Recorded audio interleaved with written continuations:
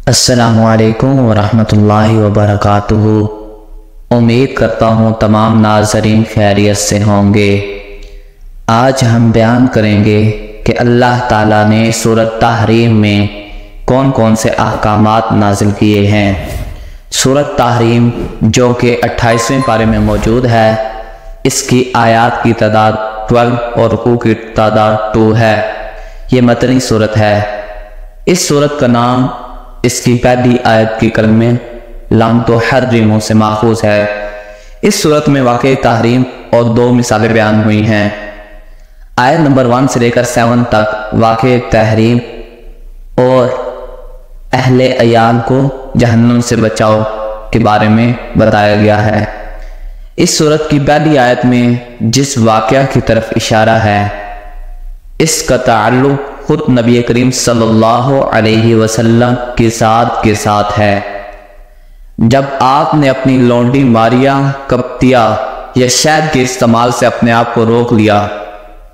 علامہ ابی حیان اندلسی اپنی تفسیر البحر المحیط میں تعبیر فرماتے ہیں، یا ایھا النبی نداء اقبل و تشریف، یعنی اللہ تعالیٰ نے یا ایھا النبی سے محبت بھرے انداز میں خطاب فرما کر اپنے حبیب صلی اللہ علیہ وسلم کو اپنی طرف متوجہ کیا اور شرف ندا سے سرفراز فرمایا، لما تحرم سوالا تطلب، یعنی ازراہ لطف و محبت دریافت کیا کہ اے حبیب صلی اللہ علیہ وسلم آپ نے ایسا کیوں کیا۔ اس کا قرینہ یہ ہے کہ پہلے بڑے احترام سے خطاب فرمایا، پھر سوال کیا۔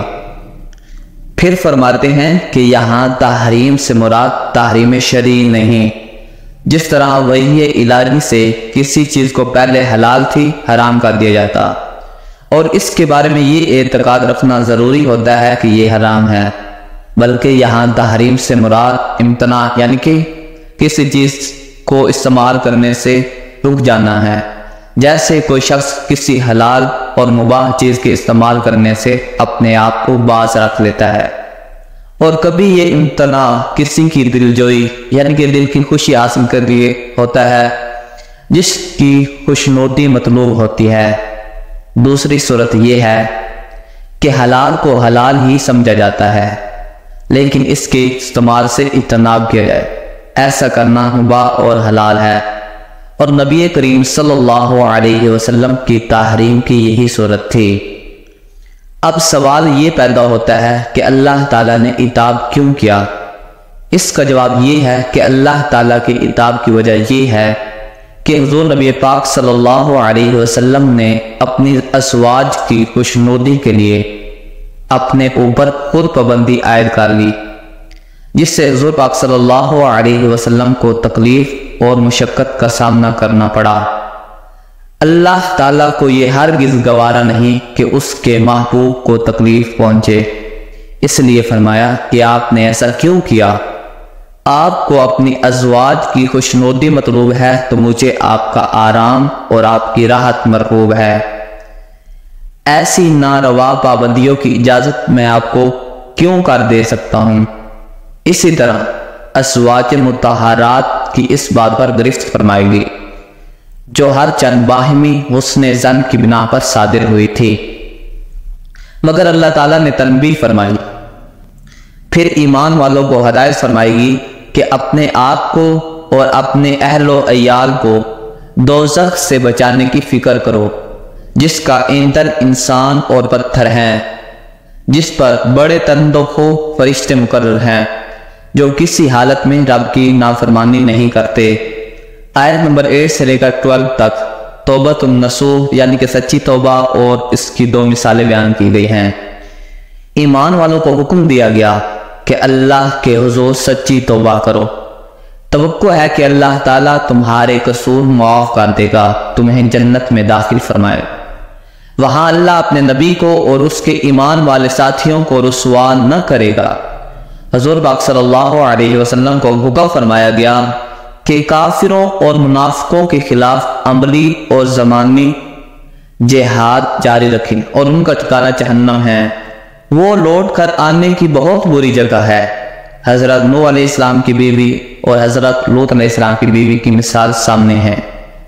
یہ دونوں عورتیں کافرہ تھی، کفاروں مشرکین کے لیے شفاعت کرنے کی کسی کو اجازت نہ ہوگی، شفاعت صرف مومن گناہگار کے لیے ہے۔ اہل ایمان فرعون کی بیوی کی مثال سامنے رکھ کر صبر کرے کہ فرعون ان کو ستاتا، سخت سے سخت اذیتیں پہنچاتا تھا، مگر وہ جنت میں جانے اور فرعون کی آزمائش سے نجات پانے کی دعائیں کرتی رہتی۔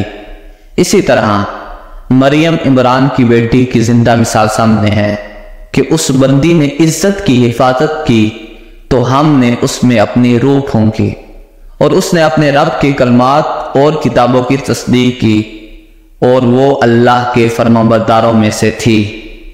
سورۃ ملک جو کہ 29ویں پارے میں موجود ہے، مکی سورت ہے، اس کی آیات کی تعداد 38 اور رکوع کی تعداد 2 ہے۔ اس کی پہلی آیت میں الملک کا کلمہ آیا ہے، اس لیے سورت کو سورۃ ملک کہتے ہیں۔ حضور نبی پاک صلی اللہ علیہ وسلم نے فرمایا کہ اللہ تعالیٰ کی کتاب میں ایک سورت ہے جس کی صرف 30 آیتیں ہیں، یعنی کہ سورۃ ملک۔ اس نے ایک آدمی کی شفاعت کی یہاں تک کہ اسے بخش دیا گیا۔ یہ ابو داؤد شریف کی حدیث پاک ہے۔ اس سورت میں اللہ کی قدرتوں کا بیان اور اللہ کی نافرمانی پر دنیا و آخرت دونوں کے عذاب کا ذکر کیا گیا۔ اس کی آیت نمبر 1 سے لے کر 14 تک صفات الہی اور وحدانیت پر تکوینی دلائل پیش کیے گئے۔ اس کائنات کے مشاہدے سے یہ بات واضح ہو جاتی ہے کہ جس مالک کے ہاتھ میں موت و حیات کی باغ ہے وہ بڑی بابرکت اور نہایت قدرت والی ہستی ہے۔ اس نے یہ سب کچھ حسن عمل کی آزمائش کے لیے بنایا ہے۔ اسی نے 7 آسمان بنائے، ان میں تمہیں کوئی دراڑ کوئی شگاف نظر نہیں آتا۔ اس نے پہلے آسمان کو ستاروں سے خوشنما بنایا اور ان ستاروں سے شیطانوں کو بھگانے کا کام بھی لیا۔ کافر جب جہنم میں ڈالے جائیں گے تو اس کی چنگاری سنیں گے اور وہ اس طرح جوش ماتی ہوگی گویا ابھی غصے سے پھٹنے والے ہیں۔ جب کوئی گروہ اس میں پھینکا جائے گا تو دوزخ کے محافظ فرشتے ان سے پوچھیں گے، ارے تمہارے پاس ڈرانے والا کوئی نہیں آیا؟ وہ کہیں گے آیا تو تھا مگر ہم نے اس کی بات نہیں مانی۔ پھر افسوس کرتے ہوئے کہیں گے کاش ہم نیکی کی بات سن لیتے یا سمجھ لیتے اور آج دوزخیوں میں ہمارا شمار نہ ہوتا۔ یاد رکھو اللہ سے ڈرنے والوں کے لیے بخشش بھی ہے اور بڑا اجر بھی۔ تم بات کو چھپاؤ یا ظاہر کرو، اللہ ہر بات کو جانتا ہے۔ آیت نمبر 15 سے 30 تک اللہ تعالیٰ کی قدرت کے نشان بیان کیے گئے۔ زمین کو اس نے تمہارے لیے بچھا دیا، وہ چاہے تو تمہیں اس میں تنسا دے، وہ چاہے تو تم پر پتھروں کی بارش برسا دے۔ خدا سے بے خوف نہ ہو، دیکھو تم سے پہلوں نے خدا کی باتیں جھٹلائی تو ان کا کیا حشر ہوا۔ یہ پرندے فضائے آسمانی میں کس کے سہارے اڑ رہے ہیں؟ اللہ کی گرفت کرے تو تمہاری کون مدد کرے گا؟ وہ رزق روک دے تو کون تمہیں رزق دے گا؟ کیا اونتے منہ اور راہ راست پر چلنے والے برابر ہیں؟ کہہ دیجئے تمہیں اسی نے پیدا کیا ہے، کان، آنکھ اور دل اسی نے دیا ہے، اسی نے تمہیں زمین میں پھیلایا ہے۔ پھر کہتے ہو قیامت کب آئے گی؟ جب آئے گی تو منکروں کے چہرے بگڑ جائیں گے۔